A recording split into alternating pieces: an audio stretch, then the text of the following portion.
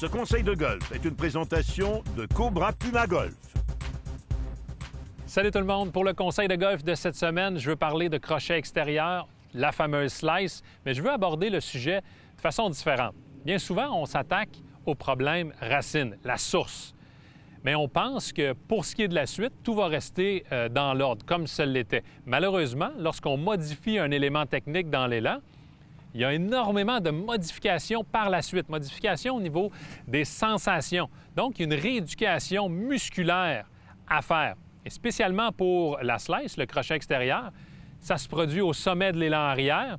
Et règle générale, lors de l'attaque à la balle et par la suite également, il y a une rééducation, comme je l'ai mentionné. C'est ce que je vois le plus fréquemment. La montée, l'élan arrière n'est pas complété, qu'on engage déjà le transfert de poids vers la cible. Nécessairement, je suis coincé. Le transfert de poids est déjà effectué, je ne peux pas tourner. Ma coordination main-œil doit s'attarder pour apporter le bâton dans la zone d'impact. Nécessairement, le bâton a plus de vitesse que mon corps.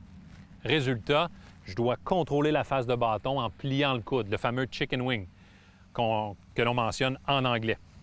Alors, pour rééduquer de la bonne façon, j'ai quelques exercices. Le premier, au niveau musculaire, tout simplement, vous allez effectuer un élan complet et vous assurer de garder votre triceps collé contre vos côtes.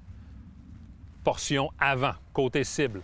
De cette façon, votre coude va plier plus rapidement et surtout vers l'intérieur. Oui, vous allez vous sentir coincé, mais vous allez aussi sentir que vous tournez plus rapidement après l'impact.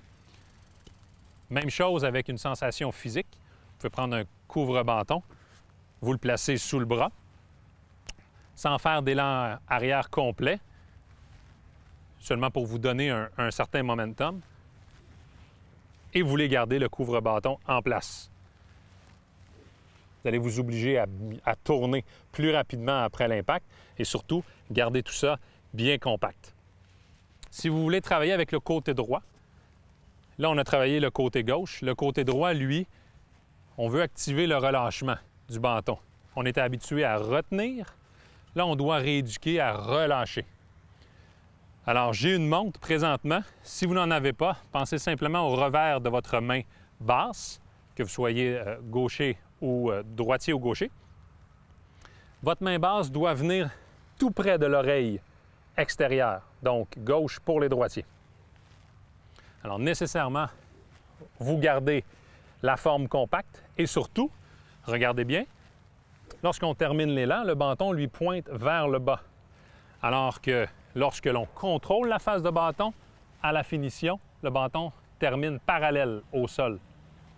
On veut s'assurer qu'il termine dans cette position, en pointant derrière les pieds. Alors, en terminant, oui, il y a le problème racine, la source que l'on doit corriger, mais par la suite, la rééducation au niveau musculaire est tout aussi importante si vous voulez vous débarrasser de ce fameux crochet extérieur. Sur ce, bon golf!